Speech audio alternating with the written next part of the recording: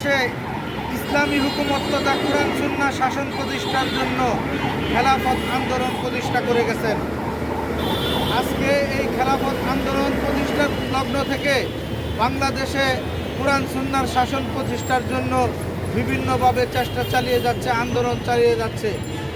প্রতিষ্ঠার লগ্ন থেকে আজ পর্যন্ত খেলাফত আন্দোলন কোনো ধরনের দেশ বিরোধী, রাষ্ট্রবিরোধী কোনো কর্মকাণ্ড, কোনো কর্মসূচি দেয় নাই এবং জনবিরোধী কোনো কর্মসূচি দেয় নাই। খেলাফত আন্দোলন দেশ ও মানুষের জন্য ক্ষতিকর, জ্বালাও পোড়াও হরতালের রাজনীতিকেও পছন্দ করে না। আমরা এদেশের জনগণের পক্ষে কথা বলি, ইসলামের পক্ষে কথা বলি। আমরা যখন শুনেছি এই দেশের স্কুলগুলোতে গানের, নাচের শিক্ষক নিয়োগ দেওয়া হচ্ছে, আমরা সেটার প্রতিবাদ করেছি এবং আমরা বলছি বাংলাদেশের প্রত্যেকটা শিক্ষা প্রতিষ্ঠানে যাতে আলেমদেরকে ধর্মীয় শিক্ষক হিসাবে নিয়োগ দেওয়া হয়। নামে মাত্র কোনো ব্যক্তিকে যদি ধর্মীয় শিক্ষক নিয়োগ দেওয়া হয়, তার নিজের কোরআন তেলাওয়াত সহি আছে কিনা, সে ধর্মচর্চা করে কিনা ব্যক্তিগত জীবনে, বা ধর্ম সম্বন্ধে কতটুকু দক্ষতা আছে, এমন প্রশ্নবিদ্ধ কোনো লোককে যাতে ধর্মীয় শিক্ষক নিয়োগ দেওয়া না হয়। বাংলাদেশে কওমি মাদ্রাসাগুলোই সঠিক এবং সহি শুদ্ধভাবে ধর্মীয় শিক্ষা চর্চা করে এবং ধর্ম শিক্ষা দিয়ে থাকে। এই জন্য আমরা সরকারের কাছে দাবি জানাচ্ছি, কওমি মাদ্রাসা থেকে যাতে ধর্মীয় শিক্ষক আলেমদেরকে যাতে নিয়োগ দেওয়া হয়। কারণ ইতিমধ্যেই সারা বিশ্বে সব জনপ্রিয় এবং সর্বজন স্বীকৃত যে কওমি মাদ্রাসায় বিশুদ্ধভাবে কোরআন শিক্ষা দেওয়া হয়, ধর্ম শিক্ষা দেওয়া হয়। এমনকি বাংলাদেশের থেকে যত হাজি যায় সৌদি আরবে, বেশিরভাগ মুআল্লিমরা কওমি মাদ্রাসায় শিক্ষায় শিক্ষিত।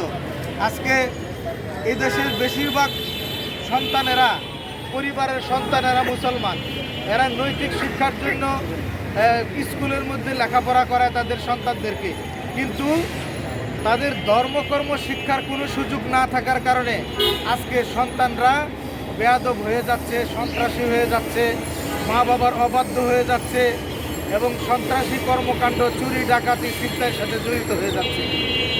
আপনারা জানেন, হাজি ক্যাম্পের মতো একটা পবিত্র জায়গা যেখান থেকে হাজিরা প্রস্তুতি নিয়ে হজে যায়, ওখানে পর্যন্ত হাজিদের টাকা চুরি হয়ে যাচ্ছে। আমরা কেমন একটা দেশে বসবাস করি? সুতরাং ভালো মানুষ জন্ম দিতে হলে প্রাতিষ্ঠানিক শিক্ষায় ভালো শিক্ষা দিতে হবে, ধর্মীয় শিক্ষা আমাদেরকে দিতে হবে, তখনই এই দেশে ভালো প্রজন্ম জন্ম হবে।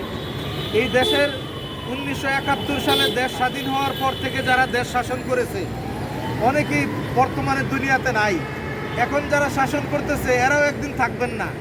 পরবর্তীতে এই বাংলাদেশ সুন্দরভাবে শাসন করার জন্য সভ্য, ভদ্র, ধার্মিক এবং সৎ লোকের খুবই দরকার। আর এই জন্য স্কুল কলেজে ধর্মীয় শিক্ষক নিয়োগ দেওয়ার মাধ্যমে প্র্যাকটিক্যাল ধর্মীয় ব্যক্তিত্ব, ভদ্র, নম্র এবং সভ্য লোক প্রজন্ম তৈরি করার কারখানা এই ধর্মীয় শিক্ষক নিয়োগ দেওয়াটাই একটা যুক্তিযুক্ত প্রোগ্রাম।